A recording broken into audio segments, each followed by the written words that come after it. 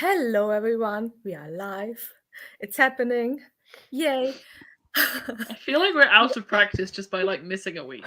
Yeah. But we are missing a week for a very good reason.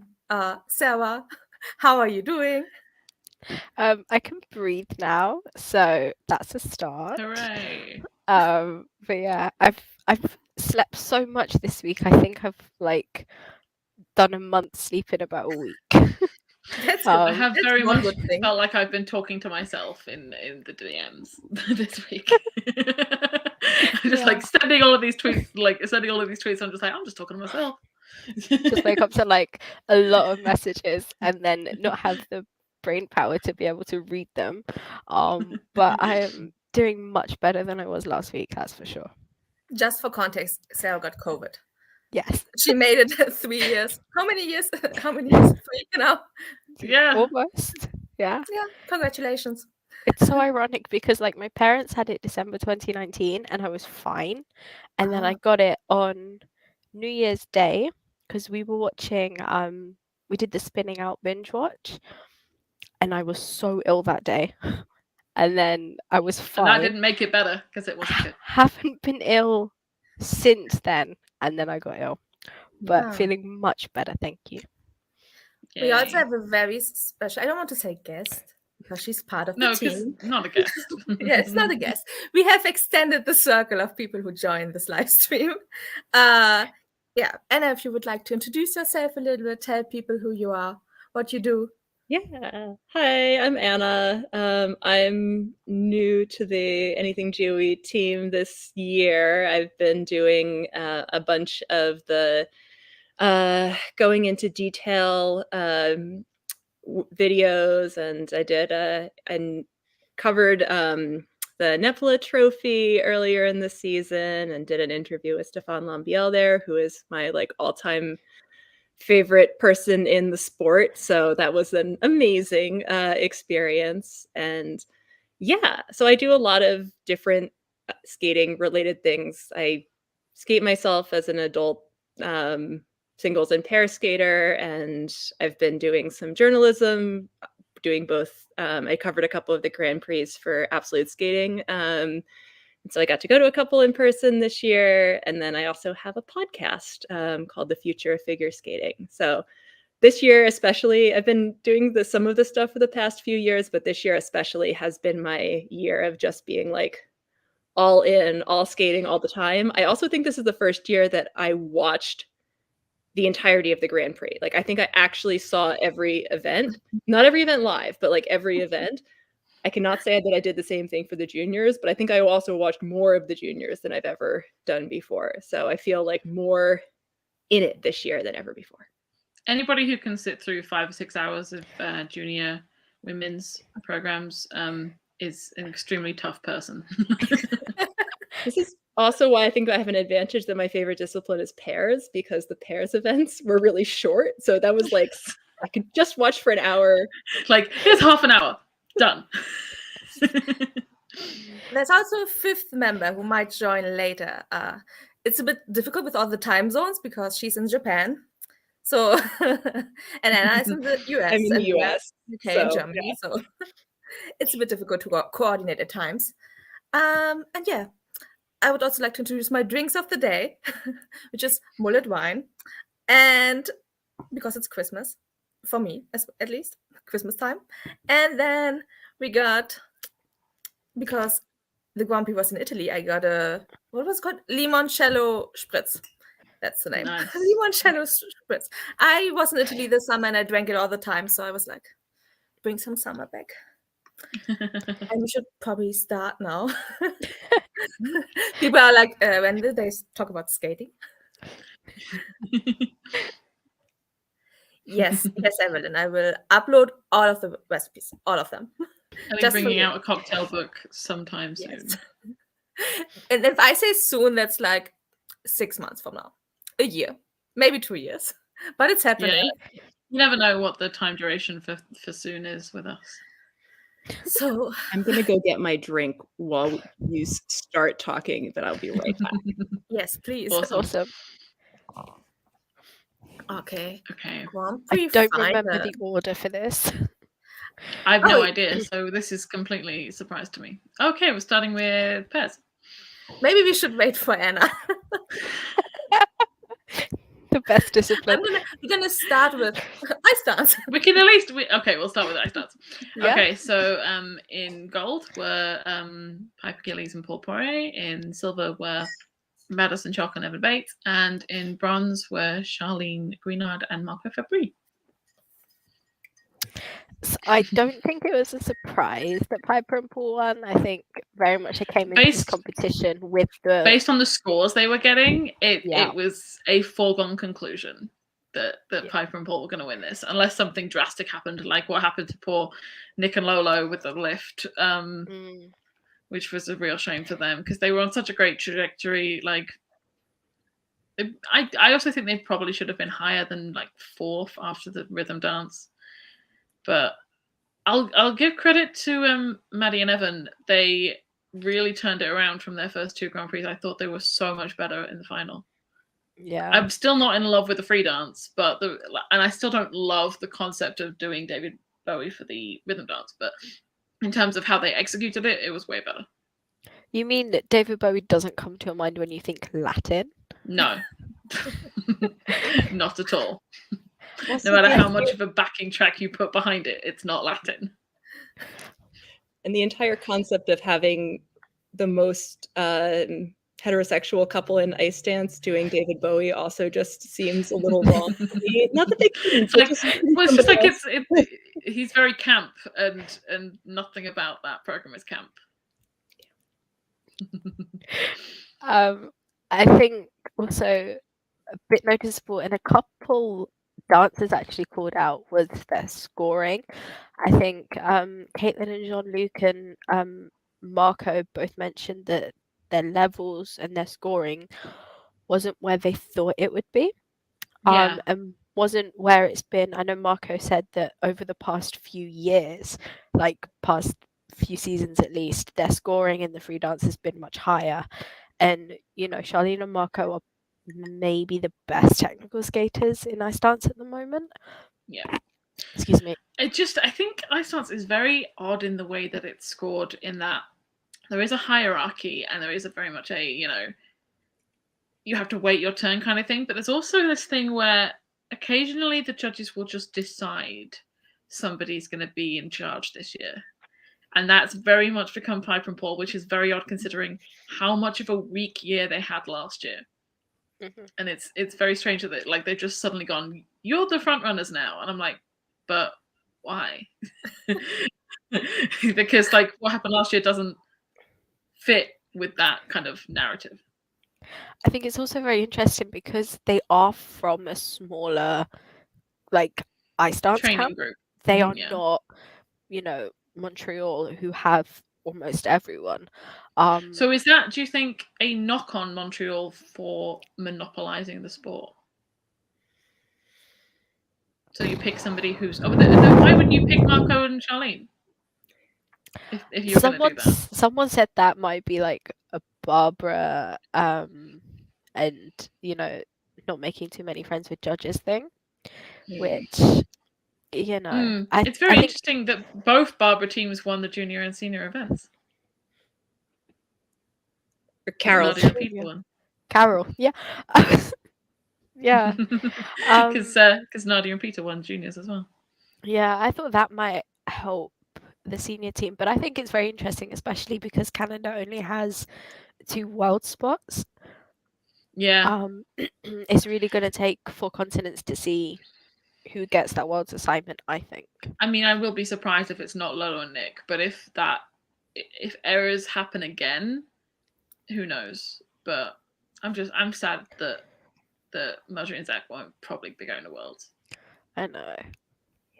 Yeah, they're one of the teams that I was the most excited to. I got to see live twice this year, and they just so impressed me. I really loved seeing them, and it would be lovely to get to see them in the second half of the season too. It's we've obviously been a fan of them since they were juniors, but they're just they're such whole performers. They just they embrace whatever program concept they have, and they just give it their all.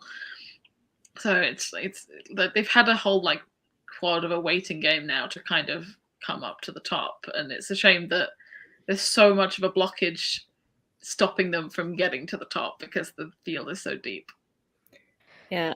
Speaking of Piper and Paul and sort of why they're pulling ahead, I mean, it does seem like their their free dance is so different than the majority of the field right now, in that it's like very much a narrative, and the style is so different than the Montreal teams that even though it's not like in and of itself necessarily that like fresh and innovative, it feels fresh compared to the other teams. And I just think making them stand out in a way that I don't know. They used to stand out as being quirky.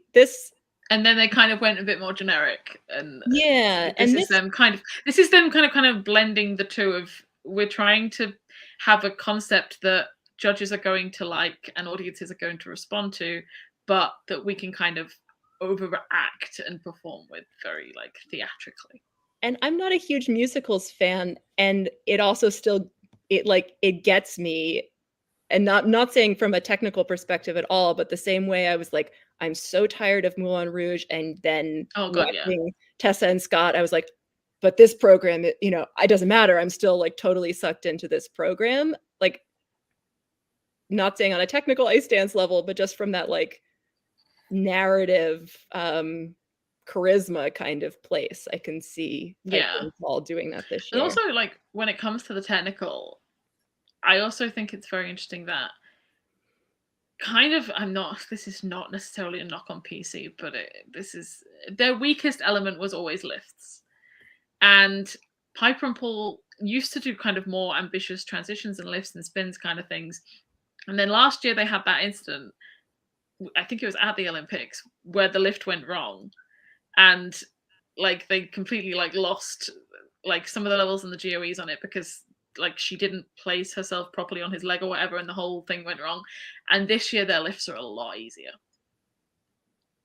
And I think that's very noticeable. Yeah. But I still want them to stop doing that little theatrical bow at the end, because I hate it. I hate that theatrical bow. Yeah, that tips into the cringe area. I hate it. Like, also, like, they've been lucky that they've been last every single time they've got to do that. What happens if they're not last? Because you're taking up time at the end of the program. Yeah, that bow is having a similar reaction to me as some of the things about their rhythm dance, which the first time I saw their rhythm dance, I was like, this is great. I love how they're just out here being like super camp and braggy and like go for it. And then every time I see it, each time I see it, like that hits less for me. And so I think while technically it's improving, I'm enjoying it less. And I just kind of get that feeling of like, oh, this is kind of fun and like a different thing when you try it this first time, and then like you can't just keep doing it. I mean, maybe for some, maybe they feel like their audiences are seeing it, are not going to watch them in every competition. But honestly, skating is what it is. Your audiences are mostly excessive. To see if the trajectory stays that same in the second half of the season, because I think it was after, obviously, like, I think it was after like the 2014 Olympics when obviously like Tessa Scott went and Mo and Charlie went. The field was a lot more open. And I think Weaver and Poje became like the front runners in the first half of the season, and they won the Grand Prix final. Yeah. And then that all got turned on its head towards the end of the season, and they weren't in the running anymore. So it'd be interesting to see if it goes that way again, and Piper and Paul kind of like lose momentum and somebody else comes forward, or if we're just on the course for Piper and Paul world champions at this point. I think. But we probably talked enough about them. We should probably move on to whether it be another category or other dancers. I was trying to transition, but then I couldn't think of something to say. I think we should like talk about a different event. Yeah. We talk about pairs. We almost started with pairs, but you grabbed your drink and we didn't want to start without you. Oh, thanks. I still managed to find things to say about ice dance, even though as I keep saying, I'm the one who knows the least about ice dance, and my opinions are all about vibes, but I mean, that's fair. Vibes are fair. So who wants to Introduce. introduce the podium? I Uh, won't, but like one of you. I sure. did the last one. Somebody else do this one. So gold is Riku, Mira, and Ryuichi Kiara from Japan. Sorry that I probably mispronounced one of their names. We always do as well. Silver is Alexa Knierim and Brandon Fraser from the US, and bronze was Sarah Conti and Niccolo Macci from Italy. And as of today, newly crowned Italian champions. yes, I am here for Sarah and Niccolo domination because I think Rebecca and Philippa were always seen as the next team up, and I think that Sarah and Niccolo sort of came into the season with nothing to lose, and they've gone for it, and they keep like getting the results that they're like wanting to I feel achieve. like something that a lot of people don't realize is that until this season they didn't have a triple twist, because like they were still doing a double twist like at Euros last year, and obviously like a couple of years ago they had the horrendous Challenge Cup incident where he stumbled in the middle of the twist and she dropped to the ice, and it's horrendous.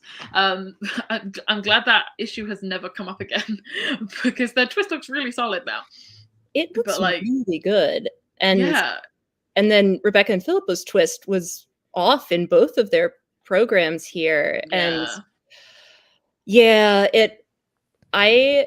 I'm so conflicted with the Italian pairs because I really love Rebecca and Filippo, and like I love their like campy Italian programs. Like they just Yeah. they give me so much joy, and it's really upsetting to see them struggle on the technical elements. And so I like really am hoping for a like second part of the season. Like it's just tough though because they don't have Italy Yeah. only has the 2 spots for Euros and 1 for Worlds that they're not going to get much. But I also love Sarah and Niccolo. They're so nice, and like they were so happy to get their bronze here that just made me I love them. And You love that kind of story when like somebody comes out of nowhere to win a medal like that. It's I great. love when seeing when like the person getting bronze is so happy to be getting their bronze. Like that is a really nice thing to watch. And just in general, Italian pairs are looking so good right now, and there's so many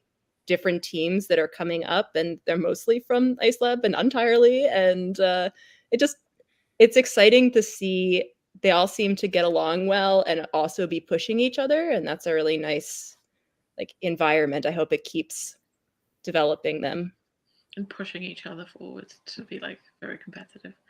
And Sarah looked badass in every single picture we got from the competition. Yes. Oh yeah, she looks amazing in all of the pictures. Just looking She looks incredible. amazing. She's serving face all the time. Yes. It ended up being a bit closer than I thought it would be between Alexa and Brandon and Riku Waiuchi, because I thought kind of if everyone was, well, just based on how they'd been performing this season, I'm not going to say if everyone was at their best. If everyone was kind of performing on the same trajectory they were so far this season, I thought Riku and Waiuchi would sail away with it. But Alexa finally sorted out the jumping issues that she'd been having, because I don't think she landed barely any jumps in Sheffield like cleanly at all. She seemed to like fall on almost everything, and she was then getting in her head about it, and it was kind of affecting the throws as well, because she like it then became a landing that was like throwing her off. But like she was so much better at the final than she had been previously in the season, so it was ending up quite close. It's going to be quite the battle. Her jumps in practice, like her triple toe, like it's there. It's not that she's having a problem with the jump. It just seemed like it kept getting off like during the run-throughs and during the competition. I have to say I saw them at both Skate America and in Sheffield, and they're not my favorite team, but just cannot deny the like quality attention the quality to detail. is like, especially with the depleted field, there's no competition between them and a lot of the people who they're facing up agaest. You can just tell that they've only been a team for, a certain number of years, but they've both been high level pair skaters for so long that they just have that level of polish that a lot of the other teams don't have. And some of their transitions and some of their lift entries and exits are just really, really good. And so you can see how they get, even when they make mistakes, they're one of those teams that will get all of those points on their GOEs. Yeah, they don't bring me joy like Riku and Ryuichi do when they make me skate. Like every single time they skate, I'm just like grinning and just like, oh, it gives you all the like warm fuzzy feelings.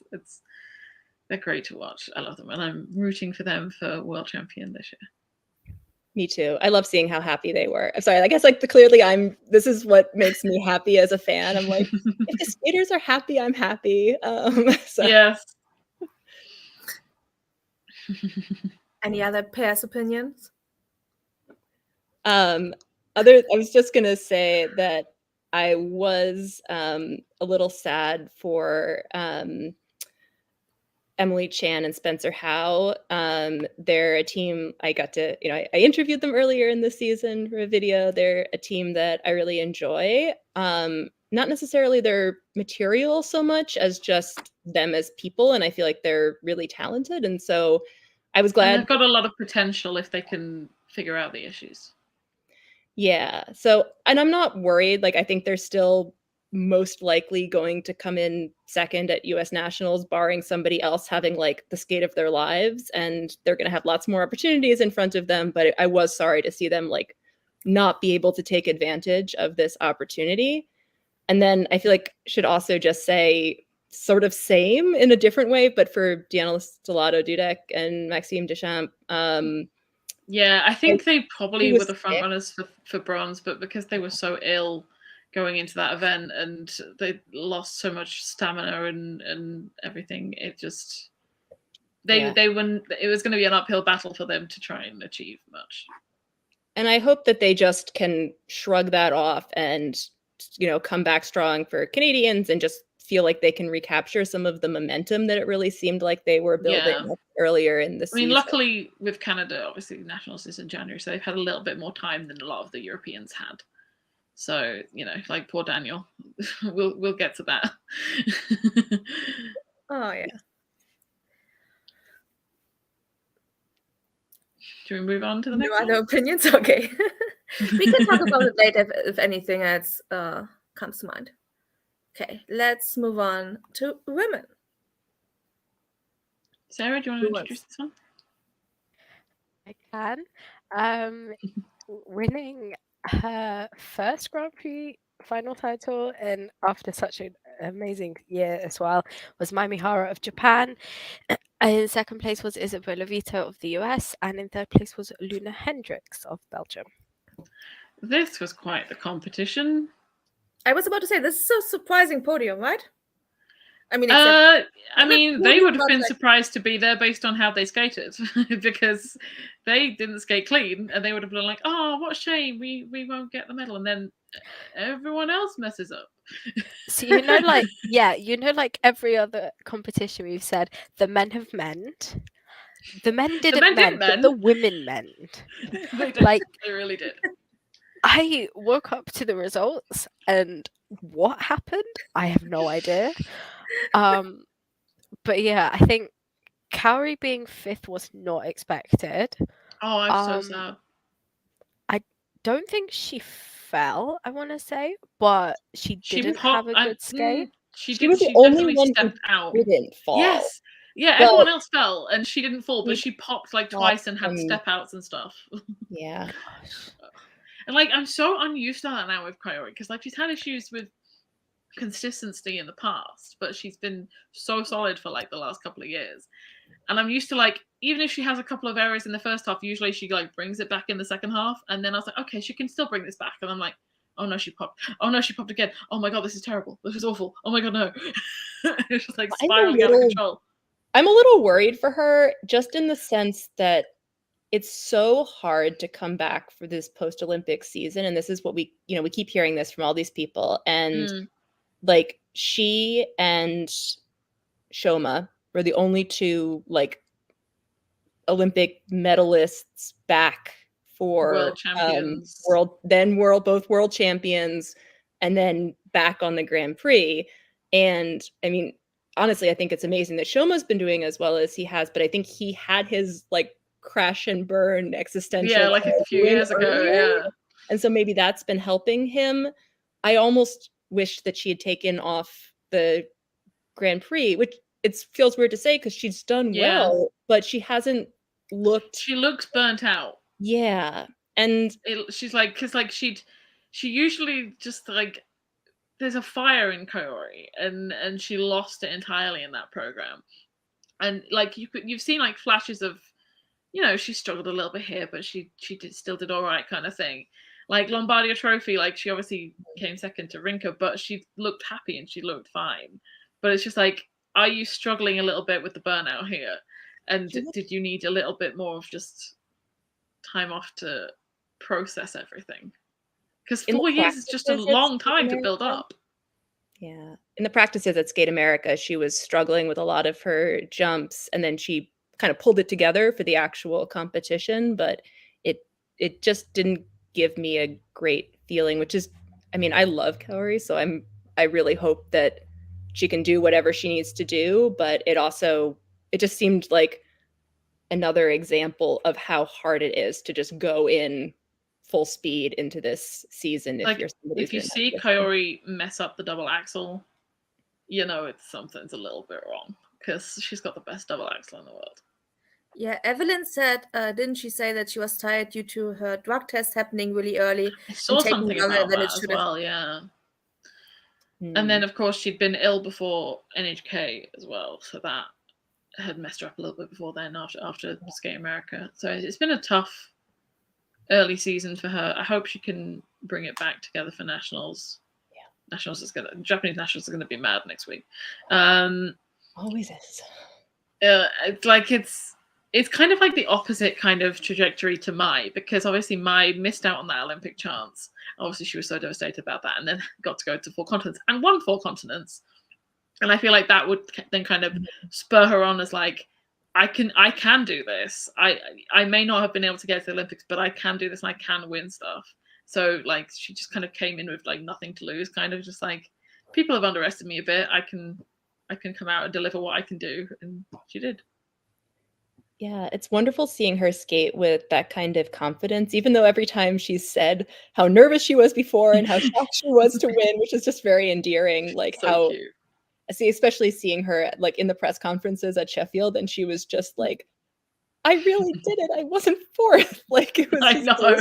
You poor thing. Eternally fourth. Not anymore. I mean, this wasn't the best free skate that she's had on the Grand Prix, but it was, you know, it didn't matter in this competition. And yeah, I have to say, I love her short program so much. It's just the Merry Christmas, Sister Lawrence is just such a great match for her. It's perfect for her. And her personality, and just love it so much. Like it's just wild when you think that Isabeau came second and Luna came third, when like neither of them were clean. Like it may have been like one of their worst performances of the season, and they just like come out and still managed to end up on the podium. It's just crazy. Yeah, Isabeau looked so mad at herself after she skated, and then, but hey, still she's hey, you got there. 3 silvers this year, which is, you know, she may wish that she was having the, you know, senior debut season of Evgenia Medvedeva, but it's still like, this is a really good senior debut. Yeah, it's a really good way to start off. I mean, in all likeliness, she's gonna have the gold at Nationals unless something drastic happens. So yeah, I think she'll finally get her gold. Yes. And I always feel, again, I feel slightly conflicted with Isabeau, because I actually do enjoy her skating, even though she doesn't always have my favorite like style. She's such a lovely person. I felt like I was following her this season because I saw her at Nepola, at Skate America, and at Sheffield. So this was the first Grand Prix final, was the first of her competitions this season that I didn't see her. And she was so like every time I talked to her, she was just so sweet. I remember asking her like what her favorite part of Skate America had been, and she said it was that the food was really good that they were serving. So it was just like, yeah, she's exactly the kind of person that you want to see somebody at 15 be that that excited and that happy to be there. But I worry about her jumps. I worry about what and her coach have said about some of her training, and just I really hope that she can make it through the next couple of years, because I think she has such amazing really for her age, I think she has quite amazing skating skills and lines and all of this. Her jumps are not as pretty as the rest of her skating, but like, I would love to see what she would look like as a skater in a couple of years from now, like as she has time to kind of grow into all of that. I think it could be wonderful, and just I really hope that she doesn't put so much pressure on herself or have so much pressure put on her over the next couple of years. I was just thinking that, because like you see what happens to skaters who have too much pressure put on themselves at a young age. Yeah. And you just let them be. Just let them do their thing and grow. Yeah, I felt like a lot of the women were really tired at this competition. I just like everyone just felt like they weren't completely on it. All of them had just pushed themselves too hard in previous competitions or had gotten ill and didn't have the stamina. It's just very interesting to see what I think there happens was in a the lot next of illness going around. Every single competition we were hearing, this person's ill, this person's ill. It's just like, oh my god, everyone's ill. They were going from competition to competition. They're all just getting sick. Yeah. I feel like it's also an overall exhaustion. All of us are kind of like, we need a break. Especially when you consider like Mai and Luna, they only had like a 2-week turnaround from Finland to the final. Like, it's not enough time to change anything in a program. Barely enough time to breathe and reboot. No, and it's also like jet lag. You go back home, not for Luna, but like jet lag. You go back home. Yeah, for Mai. It's a lot. It's a lot, I think, to go back and forth. We could also use that to transition into the men as well. Yes, let's talk about men. But also we have a live stream first, because I really need to pee after all of these drinks. So you talk about the men. And I'm going to leave you for a second. So in gold we have Shoma Uno, in silver we have Sota Yamamoto, and in bronze we have Ilya Milinin. And in terms of the quick turnaround I was going to mention regarding from Finland, we also had Ilya, who we already knew was injured in Finland, and yet he still went for the quad axel and still went for 1,000,000 quads. And I'm like, why do that 2 weeks before the final when you know you're injured and you know you don't need that content to like make the final? I wish people were advising him better. I mean, he went for a quad in the gala. He did. Also. Like, I saw that. Yeah. Don't you know this is how Nathan Chen broke himself and was out for a season? Like, and just this summer, Evgeny Semenenko had a concussion for a week and a half in hospital because he fell during a low lit, show. I'm just like, just take it easy. It's just not necessary. I know there's I don't know if it's a rumor or if it's confirmed that he is doing a show that coincides with 4 continents, and so he won't be going to 4 continents. Neither will Niram Fraser, neither will Jason. So that's going to be interesting to see who ends up getting those spots. I've seen some criticism about the fact that Ilya has a show booked at the same time as 4 continents because, like, it's his first senior year. He should be going to, like, all the competitions he should be going to. But it's just like, I mean, if he wants to go and do a show and make some money and save himself for Worlds, then he can do that. And there are a lot of US men that I quite enjoy who are very chaotic and may place anywhere at nationals. It's gonna like in my head. I feel like even though it's men, so you should never kind of predict anything. In my head, I kind of have it as like Ilya, Jason, Camden as the podium. That's kind of what I feel like it is. you never know if that's going to be how it turns out, but that's how I feel like it is. I think that is the most likely scenario. So I would agree with that. I was thinking about, maybe this means that we'll end up with, Camden and Jimmy Ma, for example, at Four Yeah. Continents, which I'm going to Four Continents, so I would enjoy. I feel like that those two are really likely. I feel like maybe Maxim might be the third option, because he obviously had a really good outing, and then the skate broke and first dropped to fifth and all of that mess that was going on. But he has the potential to do well if he is clean. Yeah, and I don't know whether Lucas is going to be skating at senior level at nationals or not. I haven't tried to look into that, but that will also be interesting. He doesn't have the technical elements, but if he went clean and everyone else was chaotic, he could actually be. I would be interested to see how he stacked up against the senior men. True. I will just well check, because I know I have the nationals list. I think he's doing junior.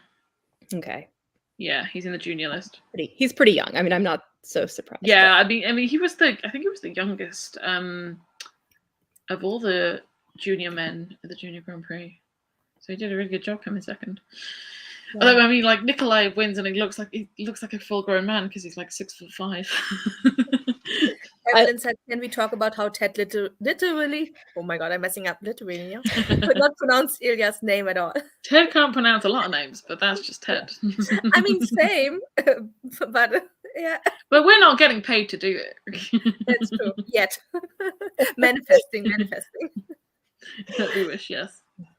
Yeah. I mean, I have to say, for the rest of the men, though, I was very impressed with their ability to have like a nice solid set of mostly clean free skates in a row. It was so pleasant to watch.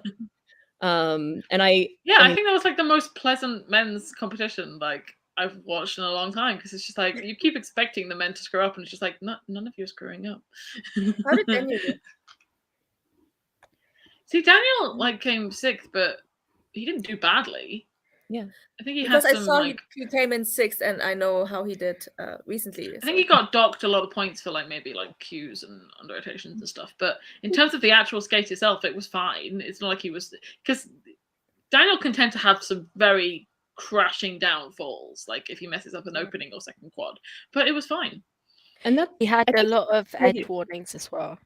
Yeah, it's a good example of how Daniel's techniques and how just unpleasant his jumps can be to watch compared to some other people that can really hurt him if other skaters are going clean and having these like just gorgeously landed quads. Then his don't, it's tough for him when I think he's often done really well when other skaters haven't had the same technical level or have had really rough skates, which I also, I think I've been very harsh on Daniel in the past because I haven't, I've watched him beat skaters that I enjoy more and, have had struggled with that. It's also always difficult because he's such a lovely person.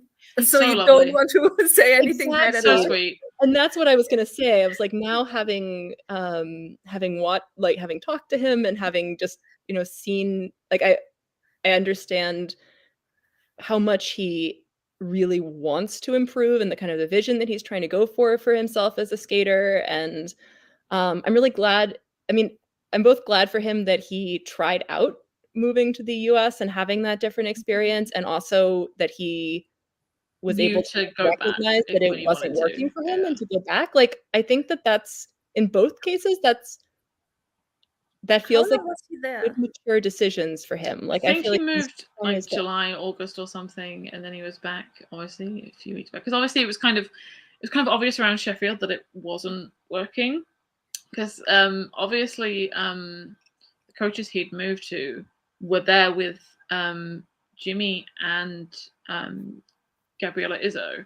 Yeah. And I was like, why are they not with Daniel in the kiss and cry? It's like, it doesn't make sense that just because he's been to Europe the week before that they wouldn't be with him if he was still with them. And then, of course, Matteo Zani was with him in the Crystal McLaren. I was like, well, Matteo's an ice dance coach. Obviously he works at Young Goose, but he's an ice dance coach. But so that was like, something's happening there. And then, of course, a few weeks later, it's like, yeah, I'm moving back.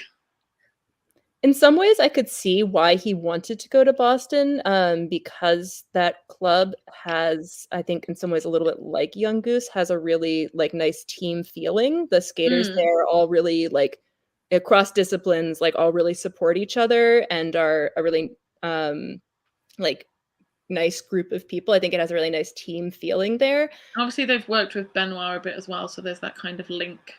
Yeah. It was nice to see at Skate America, there were so many skaters who trained there who weren't in the Grand Prix, like watching Gabriella Izzo and Shannon Howe, and those skaters were all like there cheering at Skate America, even though some of them had their own Grand Prix like the next week. But they were all really supportive of Daniel and everything. So I that was really nice. And I totally understand why being there and just like being in the suburbs in the US and feeling very like lonely and not being around your family and not being around your friends. And like I could also very much understand why, like all skating aside, that could just feel like a bad environment. But yeah, because I think a couple of years ago, there was a whole thing with also like Matteo Rizzo moved from his long-term coaches to a different coach. And then the next summer he moved straight back again to his previous coaches. It's kind of a trend. They kind of like fly away and then come back again. It's like, I liked where I was better. So like Kevin also talked about it, right? That it's difficult because you have to make the skating crowd your family, the skating rink you're training at your family, because otherwise you won't survive this far away from your home. Yeah. I know, I think Alessia Tornaghi was training in Boston as well, but I think she's moved back to Italy as well. I saw something that said she's now training with Nikolai's mother.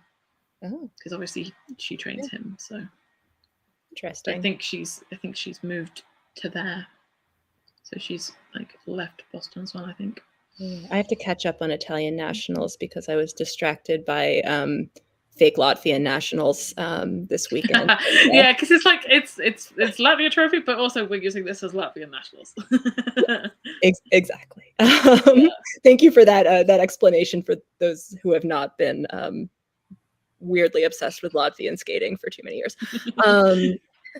Yeah, there's a few competitions that do stuff like that. I know, obviously, we're not paying attention to them this year, but like Belarus would have like Winter Star and Ice Star, and they would use one of those as their like national championships, even though there's a few other competitors from other places coming in as well. Like, we're not going to have a separate competition. This is just our nationals. They didn't quite succeed with Latvia Trophy and getting enough skaters to have it count in the men's anyway. They did originally have, I think, 3 or 4 people, and then the other 2 just didn't come. Yeah. So anyway, sorry, back to Grand Prix final men that we've veered away from, but I was really pleased for Soda. It was really nice to see him do so well and to get that silver, which I don't think I would have picked coming in, that he was the most likely to get on the podium. Yeah. It just shows what you can achieve if you manage to go clean. And of course, I'm a huge fan of Shoma, and it makes me so happy to see him improving in each competition. I think these programs are really great for him, and I love his free skate so much. So it's just, he's one of the few skaters in the field right now who is both at that technical and that artistic level and not trying to not compromise on either. And that is just, it gives me so much joy to see that. And I mean, just like I was saying with Kaori, I think it's kind of amazing in a lot of ways how much Shoma has been just like back to work. I want to keep improving, go for it this season, and not having any, post-Olympic pause or dip. Yeah. I think we should maybe move on to the we can. juniors, to the future. Just a quick recap of the juniors. Yes, I don't think we should go through all of the podiums because that might take too much time. Just like pick out like highlights and stuff. I'm very happy They That are picture the of ice sculpture Nikolai was- on the podium. I can't deal with Nikolai standing next to people. It's just the funniest thing in the world.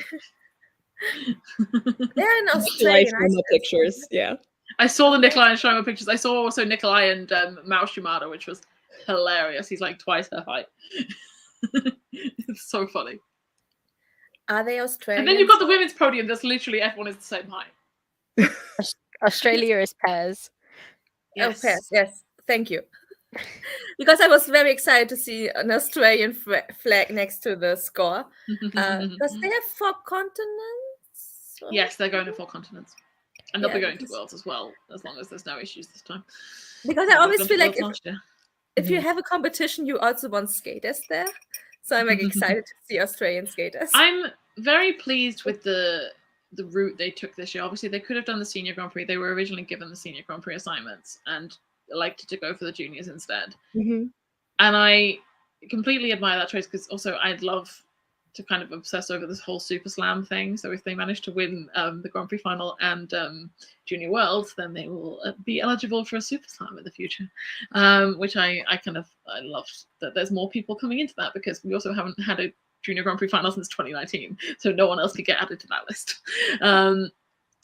So yeah, obviously their biggest competition was Sofia Baram and Daniel Tumintsev, who this is their only eligible junior season because of the age changes. Although I think even without the age changes, I think they still would have been ineligible for a year.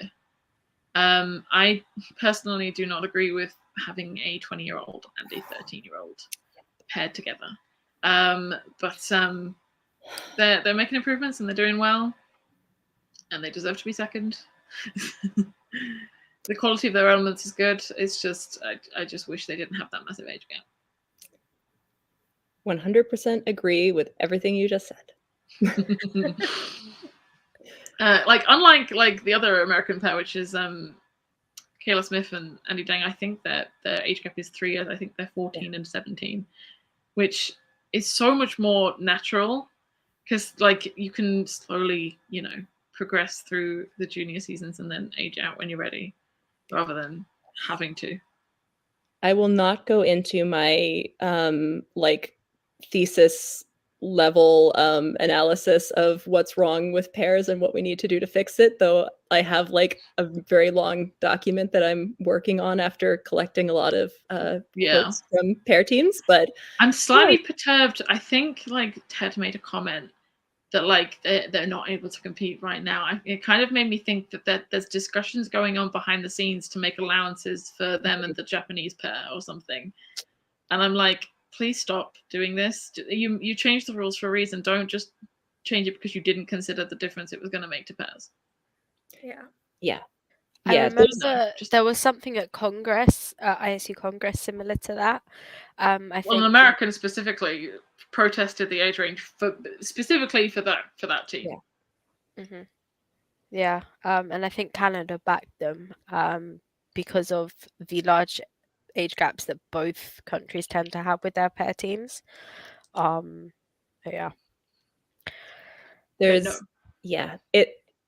the idea that you can only have a tall man with broad shoulders and a tiny girl who hasn't gone through puberty yet. I was gonna say prepubescent girl. It's don't pair people up at that level with the assumption that that's the body that they're going to keep having. It just leads to all of the pressure on those girls and all of the things that go wrong in the sport. And I will not and it's go down very that road, much it happens in Russian skating so much. It's insane because the specific when you see the Russian ice partner search, which is called Tulip, and you see that they are literally requesting people of a certain weight because they cannot lift somebody above that weight. That's your problem. That's not the girl's problem. You need to learn to lift more. They should not be starving themselves because you can't lift higher than that. And just, I have to say, this is the thing that's come up with all of the stuff with having pairs without the gender restrictions that, and I remember seeing in Maddie Hubble's post about that, or the interview about her that she did about maybe skating with Gabby, that they work with Cirque du Soleil athletes who do all kinds of lifts with two people who are basically the same height and weight. And so this has been my experience as somebody learning to be the lifting partner in a pair team also, is just so much of this is not about strength and weight. It's about timing and about your technique and about the strength of the person being lifted as well. Like there's obviously like physics is a part of it, but there's this overemphasis on the body types that go into making a good pair team at the expense of talking about everything else that is, I think, not great for the sport in a whole bunch of ways.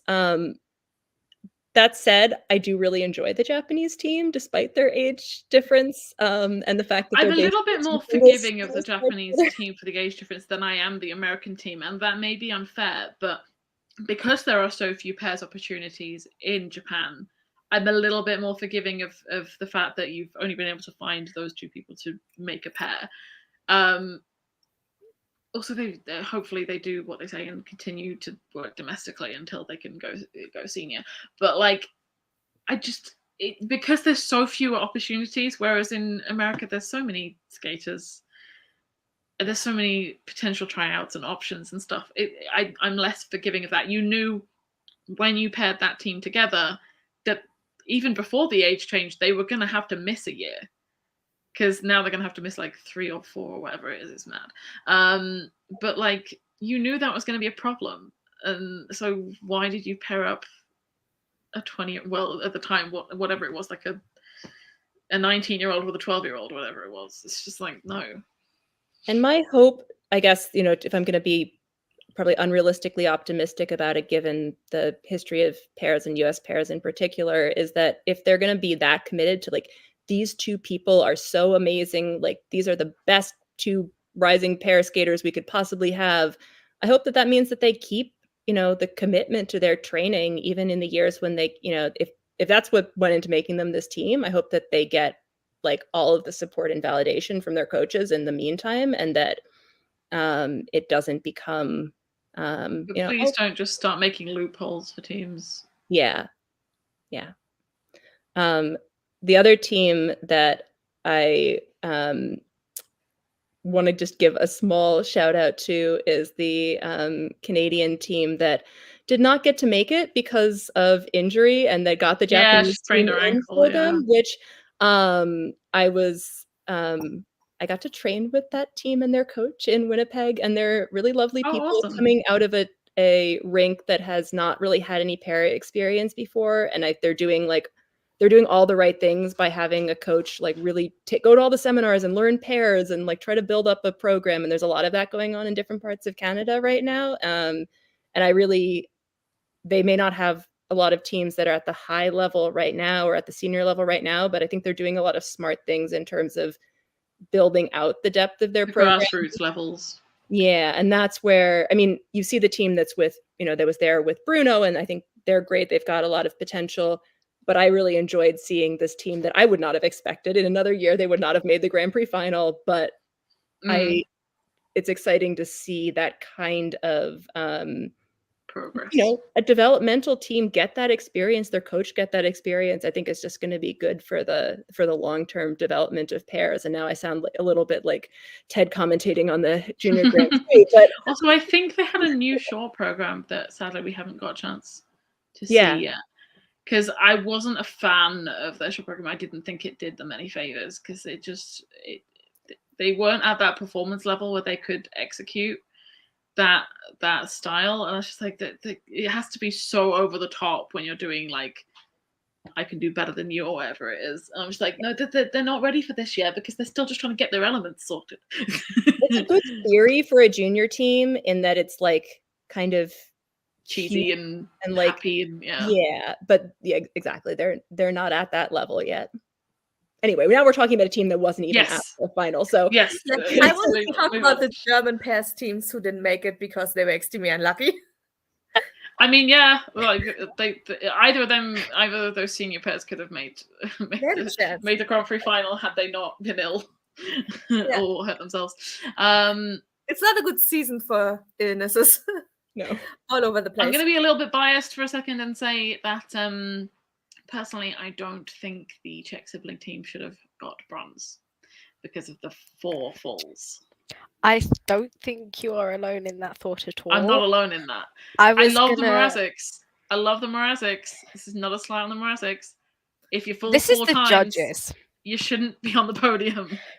I was gonna go a different route and say Phoebe and James were You wanted robbed of Phoebe a and James to medal. be on the podium. I did. Yeah, I mean, Completely really is. unbiased. No, I'm so unbiased. It really is just like a judging thing on the day. I think they were very strict with the Yes. junior ice dance scoring and levels. To Juniors a in general, I degree, felt like they were very strict because as well. then you had the Mrazeks podium with the falls. And not very far behind the other two teams in points either.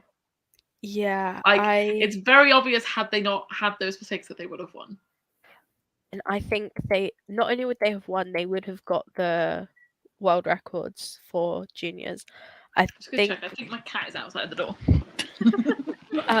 I think they are being they came in my opinion, as the team that was going to win. And that maybe was part of the pressure. I know they were both ill as well, and it was just very unfortunate about the falls. I know Katrina's taken her dress up a bit. It's not as long now, thank God, because it was always terrifying to watch the dress being that long. It's like But it was just like watching a horror movie. Like, you know this is gonna happen. When is it gonna happen? And then it happened. yeah, I know. Also, shout out to Daria and Michael, because I think they had some level issues, and they commented that they didn't expect their score to be that low. They thought, they were a bit robbed on levels as well. But I really enjoyed their free, and they're two like really interesting people to talk to as well. So yeah, here for German junior ice dance. Here for just junior ice dance. It is my Yes, favorite. best discipline. Best discipline. Yes, best discipline. And also very happy for Nicolás Romola to get a podium at home. I enjoy him so much. I think I think he's one of the juniors that I am the most excited for moving forward. And he makes me very happy. Not only because as a tall skater, I feel like I need to just root for all of the tall skaters in the world. He's also someone who switched back from ice dance to singles, which I think is an interesting choice, as somebody who was probably told because he was very tall that he was not going to get the jumps and he should be an ice dancer. I kind of appreciate that he was like, no, I'm going to do it. He's such anyway. an artistic skater as well. Like, you wouldn't imagine he has that great control over his limbs when he's that tall. But like, he's so far and above even like a lot of the seniors who are in a similar age range as well. Like, he's really great. I do worry a little bit about when it comes to quads. Obviously, he hasn't really put them in his programs yet. Yeah, I've seen him do them on Instagram. But I worry potential injuries and stuff if he starts going too hard on the quads, because he's so tall. Yeah. But yeah, it's like, because I feel like he's like a skater like Jason. He just doesn't need them. Just do your triple axels. you don't It need was them. kind of fun to see. I kind of enjoy this for a juniors podium, that you had, that your gold and silver were both skaters who were there largely. I mean, they had good skates, but they were there largely because of their artistic skills, and that's really enjoyable to see that. Yeah, personally, I maybe would have liked a skater like Shunsuke to be bronze, or even Takairo, rather than. No offense to Nozomu, but he doesn't have the performance quality yet. He was just a lot steadier on the day on the jumps, so that's what got him the bronze, and good for him, because his jumps are great. But if you're going to do Pirates of the Caribbean, you need to perform a little bit more. Agreed. I think really Katja is just leaving everyone behind with her Pirates of the Caribbean, and now whenever I see anybody else, I'm just like, but you're not giving it that energy, so really what are you doing? Her Pirates is really iconic. A little bit on the women. I'm glad Gia's kind of found her footing. Obviously, she had a couple of rough junior Grand Prix. Not even rough because she's still podiumed, but she just like would have like a little fall here and there and not go clean. But now she's kind of sorted herself out. She still wasn't going to be able to beat Mao because she's got the triple axel and the quarter temps and everything, and the really amazing spins. I still don't understand how she can accelerate like that in the middle of a spin. I think she's like a wind-up toy. I'm like, how are you doing this? I'm gonna let my cat out now. Wow. Sarah's gone. I feel like looking at the time, we should probably move on. We have so much more planned. Everybody's gone now. Oh, you're back. No, I'm back. She just so she happy. came in, she wanted to eat, and she's left again. I think if anybody wants to talk about anything else, or like the audience wants us to talk about something, just put it in the chat and we will come back to it later. Because now it's fantasy skating time. Yes, we will take a break. The results are in. All of the votes, all of the points have been counted, calculated, and verified. And I don't know about that, but I It just sounded like verified the end of a myself. competition. Like all the votes have been counting and verified. Okay, so final men results, Grand Prix final. We are going to start with the Grand Prix final results. There are unfortunately some of the people whose name we know are not here today. That made no sense in English, but you know what I mean. They are not here. We haven't seen them. Amy, Amy, where are you? So I can't yell out names because nobody's here of the people I know. Men. I didn't do so well with men. Anybody sees their names? Do any of us? It was too chaotic, I fear. Women as well. Everybody who got women right. I think I messed up the entire thing because I just know I definitely picked Kaori, so I know I didn't do well. I am so terrible at fantasy skating. I think I finished in like the bottom third of everything in pretty much, even in pairs, which I love pairs, and I kept making the wrong calls. For someone who watches as much skating as I do, I'm just really bad at predicting. It's always hard because you're like, do you go with your heart or do you go with the points? And then the heart tends to win. But then sometimes you go with your head, and then the head person completely blows up, and you're like, why didn't I just go with my heart? Exactly. This is what happens to me all the time. But you are so happy because they won, but it's still like fantasy skating is screwed. It's so funny to scroll through Twitter. It's so funny to scroll through Twitter when like competitions happening and people implode and they're like, this is not good for my fantasy team, and I'm like, okay. I think it's this is somebody's dad, and I don't know how much he knows about skating in general, but he guessed very well in women. Some people are just good at like picking random people, I think. So we have pairs here. It's very tiny. But people can look back at it. Hopefully, they will find their names. You'll put it on the website as well. You'll get there in a couple of days. It's going to get uploaded in like Monday or Tuesday. There's the pairs. A lot of people. Hey, me! I saw my name. Yeah, Lois, you did very well. You're going to have a surprise later. Spoiler. Wait, I did well. What? You did well. So pairs is like 119 people, 118 people. I mean, yeah, I didn't do that well, did I? And ice dance. Yeah. I don't really look for my names anymore, but see, I try, but I have once again misplaced my glasses, so I'm like, huh?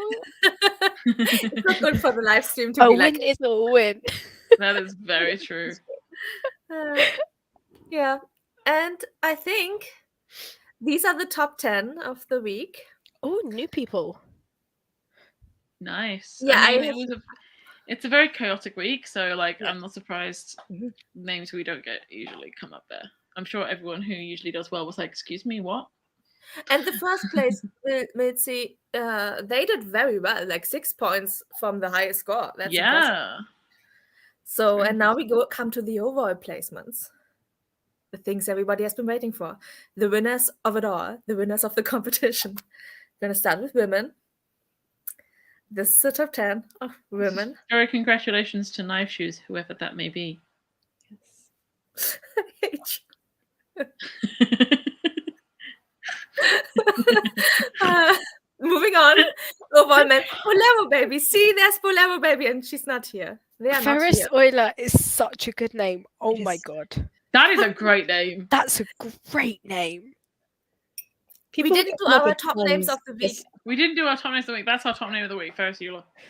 Everybody. Oh my Ferris I'm Euler. like- Sorry, I always say Euler, but it should, in this context, it should be Euler. Yeah, but it's Euler. We know But that. it's so good. That is a goated name. So yeah, Bolero Baby, we know them. Helen as well.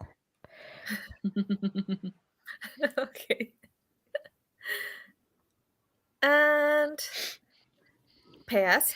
It's me. It's you. You got second overall. I Congratulations. don't know how I did that. I'm very proud. You did very good in pairs this year. I know they were I like will say it's the easiest category, so that's not a massive compliment. Apparently, it's not because all of us are not on here. That's true, So but it it, cannot like, be the easiest. there's less categories than all of the other disciplines, and it's a little bit easier to predict. Apparently, it's not. So yeah, and this is Iceland, and now we come to the overall. Those who won it all. The top 3 are the following people, and I animated it, Drum but roll. it doesn't show up. It doesn't show up. Drum roll. That's my drum roll. These are the top 3. Hey. I will not make an attempt to read these names, mostly because of the 3rd place. That's the only reason I would. But congratulations, everyone. You win nothing but honor and bragging And if you rights. like, in our merch store, we have a T-shirt that says, "I took part in fancy skating, and all I got was this T-shirt." So Yes. if you want to go buy that, as a If you want to go commemoration, buy that. it's a commemoration to taking part. If you guys keep supporting us in like 5 to 10 years, we might be able to give out prizes. That's the goal. If anybody wants to God. sponsor us, we would like to give out prizes, please. I mean, we can't. I have a fundraising goal for. I'm not gonna say F you, Musk. But we can't post our link tree anymore. Mhm. If you That's not fun. have a fundraising goal in order to give out little plastic stars for the winners. that's so cute. If you Make a ever little see tiny us- trophy that has like a little figure skate on it. If you ever see us at a competition, we will give us out free stuff. You can get free stuff this way. That's the only way. I guess now we have to do it every time. I mean, the first step is getting to more competitions, which is hard enough. Yeah. So this is the top 10. Congratulations to everyone. Impressive that 2 people got, like, 4 people got the same spot, the 6th place and 10, which is impressive if you think about it. This is over Very. 7 competitions. How do they have the How same do you score? get that score? Yeah. I'm impressed by. I cannot calculate the chances of that happening, but it's not high. I'm I'm also impressed by the lead that Knife Shoes has over everyone else. It's a good, like, 50, 60 points. That's 51 points. 51. I can't count today. Leave me alone. We can't do math. Okay, we have another category now where we just want to talk, recap the season, and I'm gonna get out of this because I have different banners now. And we're gonna start with the favorite skates of the year. First of all, again, congratulations to everybody who won, who placed top 10. Thank you for everyone who played. It was a lot of Yes. fun. And thank you to everyone who commented, because it's always funny to read those comments. Yes. Yeah. And we would think about something in the future. We would like to do it for a challenger, but it's unfortunately impossible. Yeah, when it comes to like championships, it's just too hard. Yeah. Just the math doesn't work. Or maybe we should talk about this comment by Evelyn first. Can you talk about the offering that is the ISU Awards? Every year we do our best to ignore the ISU Awards because we don't like them. Nope. It is a Maybe money we grabbing might even try and ploy do by our the own. creator of Art and Ice. Sarah, yes. Yeah. Maybe we might even try and do our own mini version of some sort of awards for fun. During the summer, yeah. We yeah, were at the thinking end of about the it. season. That's a bit Yeah. more interactive. Conceptualize it.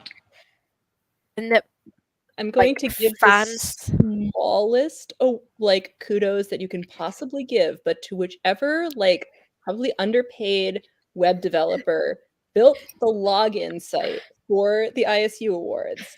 They allowed you to have a mix as your title, which no place else in the ISU allows that. So in Shout out to terms whoever of did like that. whoever made that decision, I'm not going to give any credit to the ISU. I'm sure that this was a decision made by like whatever company that they have hired to run the ISU Awards. Yeah, definitely. But I noticed and thank you, because every other part of this is really annoying, but that was really exciting. So Oh my god. Okay, yeah, I was just unmuted. panicking right now how we do it on our website, but we don't. We just like everybody's neutral. We are saying hi, whoever hit us, and username. Yeah, I mean, I think maybe we might do one that's a bit more. The fans have a bit more say. Yeah, a bit more Because tongue in cheek. obviously, yeah, the ISU have like a committee that select people, and then you have an award like best coach, which in That itself goes is a to whole a thing. serial abuser. And yeah, I mean, yeah, I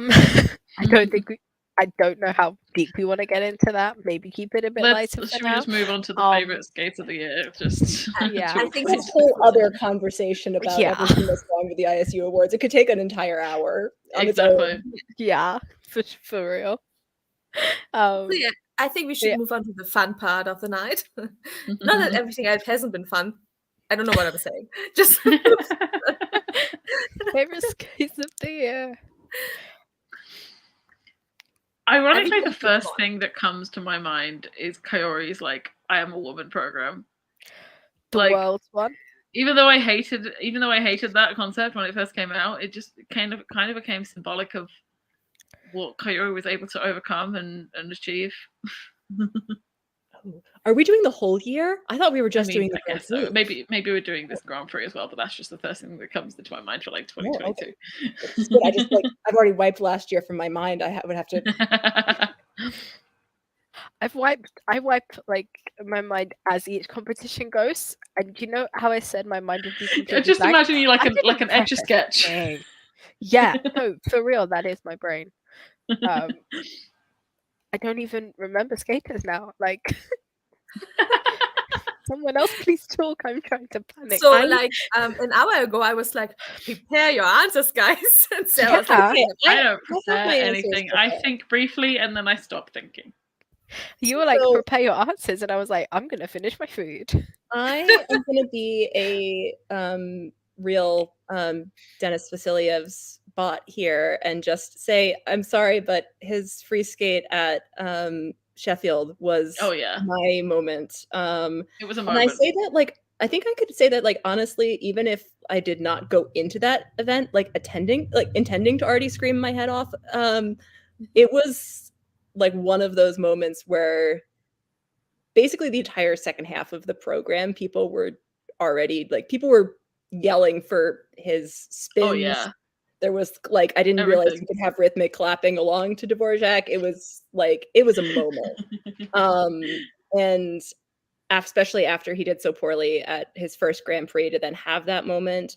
So that was amazing. It was also I was really happy to be able to like see him in the mix zone and see him and Koshiro be so happy for each other at the first competition in like 6 years that they'd gone to after training together all that time, and just it was just incredibly wholesome and lovely to see someone be that happy and that supported. And so there was something really special about how like after every single jump the crowd was just getting more and more excited, like, oh my god, this is happening, oh my god, he's actually landing things, oh my god, it's happening. do you think it makes a program more exciting if you see it live? Like you'd see it differently once you saw it live? Yeah, definitely. Yeah. That's how poor people. That's how I felt about Fear and Gibson also. I think I'd like their free dance fine. They're seeing their free dance at Sheffield when the crowd was like Oh yeah, so into it. Different experience. Same thing with Ilya's program at Skate America. Like, there are those moments that being there for them made them their best, made those skates be so good. Mine is from Worlds earlier this year. And it's like a set of skates. It's Maddie Hoblins-McDonoghue's final programs at Worlds. Yeah. I cried. Because like you knew they were retiring, so it felt much more significant, and especially their free dance. Yeah, that took it out of me. I'm not gonna lie. That's kind of like how I'll probably feel if he manages to like get it together a little bit. How I'll feel when Keegan does his last performance, because I just don't want to. I want him to be able to just like sort out the consistency issues a little bit, so he can have a really good final skate whenever. Well, I say whenever he has it, it will be World Team Trophy. The man will retire a World Team Trophy. He has said this for years. Yeah. And I think he's confirmed himself going, so Skate can do like, it. I don't care if I don't do well at nationals. I'm going to World Team Trophy. I think they're giving this to him, which is really nice, and he deserves it absolutely. And I just hope he can. I want him to somehow get the flag there. I don't know how we'll do it, but I want him to get the flag there. Oh, he'll do it. Just run around with the flag. He did it last time he was there. He'll do it again. As long as he also gets his skates there. Oh like God, I feel like I can imagine him arriving with the flag, but not his skates. Don't jinx it. I would say he'll take someone else's, but he'd have to find somebody the right size. He'd probably have to like borrow a Japanese skater's skates or something. Wasn't he like the one who was out there skating in like a pair of like white women's skates that didn't belong to him? Like Canadian Nationals last year, yes. And it was like one day. They arrived like the day before. Someone got him new skate. It was a whole new thing. ones, yeah. And it's like the most Keegan story. I'm sorry, but it is. I'm sorry. He was like training shirtless as well. I don't quite understand how he manages to lose his skates so much. I mean, I know this is a thing overall in the world with airlines. I think it's because of the whole Alaska traveling back and forth thing. Yes, except I have flown between the US and Canada with skates in my bag and had zero issues taking them carry-on. So I don't know. That's what I don't understand. Like, why don't they just take it carry-on? I think that was changed recently as an allowance, though, that they've only been able to do that in the last couple of years, that they can carry them on now rather than put them in their luggage. So I don't know. I don't know what the policy is in Alaska specifically, but there's been way more issues in the past. Hopefully that's not going to be so much an issue anymore now. But there were tons of issues in a row where people were losing their skates. I know Donovan lost his before Worlds as well. Yeah. So that sucked. Let's talk about our favorite junior skaters of the year. I don't even consider him a junior though, but my heart says Nikolai, even though I know he's doubled up on both. But he feels like a senior to me rather than a junior. I think that's incredibly valid, though. Yeah. I think between him and the British ice dancers whose names just completely flew out of my mind. Phoebe and James. Phoebe and James. Thank you. Yes. Thank you. I just wanted to call them James and Fernandez, and I was like, I know that's not right. So. Speaking of like British ice dance, I'll also add in Ash and Atle because we've seen them since they were tiny babies. Yes. And it's so surreal to see them now on the junior circuit. They were great. I really enjoyed seeing them in the gala at Sheffield. Yes, they were really fun. They were living their best lives. Have a little shout out to I'm going to mispronounce her name, Maria Elise Kolyuvere, I think. Yes, Estonian. We know you mean the Estonian baby skater. Yes. Yeah. I mean, for a 13-year-old, I mean, there's a lot of wonderful 13-year-olds out there. I saw her. I'm biased because I saw her training and getting choreography in Switzerland over the summer. But I really enjoy her, and I'm looking forward to seeing more from her. To develop, yeah, she's good. I think she did very well. She did Latvia trophy this week, didn't she? She did very well. That's probably why she's in the front of my mind, as I had Yeah. just had Latvia trophy, but I enjoy her. I had a few other skaters in my head earlier, and now I've kind of forgotten them all. There is also, speaking of Latvia, Nikola Fomchenkova, who I first spotted last year on the Junior Grand Prix. And I thought, oh, you have a lot of potential. And she's kind of really started to kind of like get better results this year. And I'm like, she could be so good. I really like her. Oh, I would love it if a Latvian skater managed to actually make it onto the senior level. It's been rough for the last few years. Sofia Stepchenko got her world minimums today or yesterday, so that's gonna be fun. That is exciting. I say this also partly because I did happen to buy Team Latvia Olympic year in 2018, and so as a fake Latvian, I would like to have other excuses to wear it. That's a very good reason, I think. Should we move on to the next category? Favorite senior skaters you've discovered? Have I discovered anyone? I will. The one I was thinking of earlier is Kornel Witkowski, the Polish skater, because I kind of know every skater's name because I'm always looking at my lists. So I've seen his name around obviously before, but this was the first time I really got to like appreciate kind of his performance quality and what he brings this season. I think he has a Queen program, if I remember correctly, and it's so he does a great job of performing. He obviously didn't have a great nationals. Probably will not be getting assigned to Europeans or Worlds. I imagine that's going to Samoilov. But yeah, I hope he can continue to improve because he's got a lot of potential. Mine isn't a new skater per se, but also an excuse to promote our new interview, which is Lukas Brzezski of Switzerland. He had his Grand Prix debut this season. Twice in back-to-backs with Canada and France, so hell of a back-to-back to have. But yeah, he's just like a younger skater bringing his own music to the skating. Yes, because they talked about that in the interview. It's like he very much likes to pick music that he relates to, but that not everybody else does. Yeah, and bring his own kind of style to his performances. Style, that's the word I was trying to get to.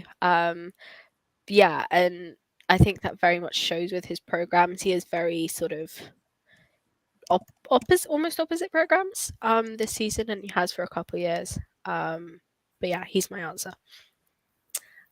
Also, speaking of the interview, Itsumi just messaged, and she said she cannot make it, but she just wants to say hi, and she will probably join at one point in the future. And it's a very good interview. Watch it. It was her first, and we are very proud because it turned out really well. She did a great job. You would never know it was her first from Virginia. I have to say... Oh, sorry, go ahead. No, I was just going to brag a bit more about the interview, but it's a really good interview. I really enjoyed it too. I was going to say that I really enjoyed Ava Marie Ziegler, who did so well at Skate Canada. Because I didn't always follow the juniors, I hadn't learned anything about her before, but I really appreciated her there and looking forward to seeing more of her. I think her artistic and just performance skills for a 15-year-old are really impressive. Yeah, great. And then the other, I guess while I'm on a US kick, I'm going to say Valentina Plazas and Max Fernandez. I also really enjoyed. I interviewed them, and it was nice to see a pair team that kind of just has a different approach different kind of style than a lot of the others coming up. So they had a rough season. They did a lot of competitions in a short amount of time or something, which wow. But speaking of like pairs teams in America as well, a little bit of shout out to the Markov siblings and their choreography. We've mentioned it before, but incredible choreography in their programs. They're not quite able to execute it amazingly yet, but love the programs. Oh, and Rion Sumayoshi, she's the other one that I had not encountered before, and I really enjoyed her. So yeah, moving on to the next one, which is favorite competition this year, and Sarah and Lois cannot pick Sheffield. Just kidding. That's not fair because we No, have I to get Sheffield. Please. It's like, why do you think I put the question in? Can't not say Sheffield. We were there. No, I was just kidding. Please pick Sheffield. Like, I'm not going to pick NHK Trophy. I slept through it. Sheffield, absolutely, for like pure vibes. It was an amazing experience. We all got, sorry, Ali. We got to experience it together. We all got. I was so, there. yeah, and- that was. I mean, I was there drunk. You were technically on a Zoom call. Yes, you were. You were keeping me awake on that final night. Yes. It was 2 a.m. and we were keeping. I was like, can I go to sleep now? I've got to drive us back tomorrow. And we did not. We did It not was let so you sleep. good. I also want to give a little shout out to Andre Nepola Trophy, which was like the challenger that nobody paid attention to this year. I had loved being there as media. They had like no official mix zone, but I got to talk to like all the skaters. I had Lois and Sarah feeding me questions for all the ice dancers from so I got to feel like I was more informed than I actually was, which was lovely. But it was actually a really enjoyable competition, and they did like Sheffield. It was small fed that did a fantastic job hosting and making everybody feel really welcome, and just small. It was a small but really enthusiastic crowd there. So just as I think one of the less loved early season challengers, I was very pleased to get to be there and really enjoyed a lot of the skaters there as well. And I just say other skater that I did not mention, but just want to give a shout out to as I think my favorite skater who did not make the Senior Grand Prix this year, Laura Naki Gutman. And I did an interview with her there, and I love her free skate. I think it might be my favorite free skate of all the senior women this year. It's and so much national fun. champion yet again, despite other competition. I like every competition that has a virtual mix zone so Sarah can ask questions. And I don't like any competition that doesn't. Or anyone that You're on changes our their list. rules a week before the competition without Sarah knowing, and therefore cannot get into. We are watching And you. it's just sat outside. Can you let me in? No, they won't. And the final category is favorite moment of the Grand Prix series. Oh my god. my It's so God. difficult. I mean, Mine is Okay. my winning. Oh, I love that. because that you can't just say Sheffield again. Because I was going to say watching my Mihara win in Sheffield, but Mine is Marjorie and Zach getting their first 2 Grand Prix medals. yes. Big fan. I mean, technically, the favorite moment of the Grand Prix series, I'm sure, would be the 2 interviews you got to do at Sheffield. Actually, yeah, those were good. So yeah, watch out for an interview with Marjorie and Zach and an interview with Scott Moyer coming whenever I finish it. We Yeah. should help you out. I have 2 weeks off now. I can help you out there. I I'm have going to time- listen to your voice.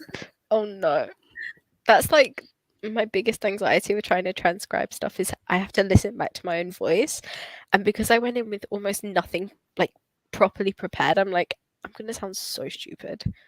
You sound very smart. You know It's what a you're very good- talking about, so you're not. I think But you you didn't cry. You didn't break down. So Yeah, your spontaneous interview with Scott Moyer. I mean, that's really It's goals. Yeah. yeah. Since I can't say, I'm gonna not talk about Team Champray at Sheffield again, even though that was probably my favorite moment. But I think my favorite off ice moment that I was not expecting was just how absolutely happy Ed Appleby was to be at Sheffield. Speaking of coming in last in his first Senior Grand Prix host spot, all of that, I remember him saying this is my favorite moment that I've ever had not just competing but skating. and that he like Aw. wants to carry it with him going forward. I just was like, yes, that is just, it's so nice to see. Like there's so many skaters who are just, who are so stressed competing and just have so much pressure, and just to have someone just be that happy to be there was lovely. And I actually really enjoy his skating, and I hope he keeps yeah, it's a shame people didn't, like, if that was their first introduction to him, that they didn't get to see like the best of him, because when he gets at his triple axel and triple toe, which is incredible that he has at his age for a British skater, it's so good. And if you go back and watch his junior programs last year, he had a really good, I think it's his short program. It's really fun, and it really shows off like the best qualities of his performing skills that I'm not quite sure his program, like his gala program did this year, that his competitive programs don't necessarily show the best of his best qualities. I did really enjoy watching, and I swear this is not the reason that I picked Ed as my favorite moment. He stands on his own, but I did really enjoy watching Stefan Lambiel choreograph his choreo sequence while they were in Switzerland over the summer, because at the time Ed looked so completely lost trying to follow, especially the like grapevine sort of steps that were in it. And by the time that he got on the Grand Prix, he was like loving it and living it, and just getting to enjoy his like choreo sequence last thing in the free skate. So I was proud of him for like rising to that challenge in his skate as well.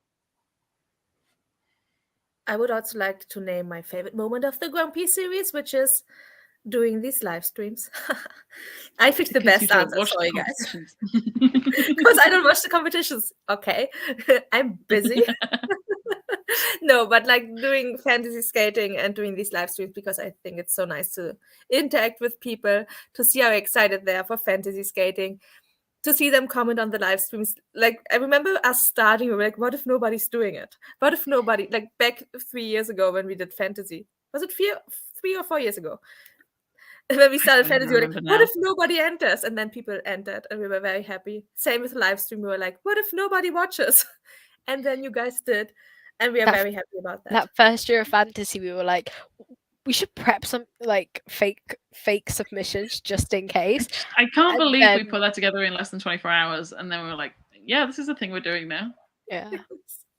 Yeah, and it kind of, and then our website broke. And we have talked about this many times, because people kept, like so many people kept submitting things that everything broke. Our emails, our website, everything was broken at one point.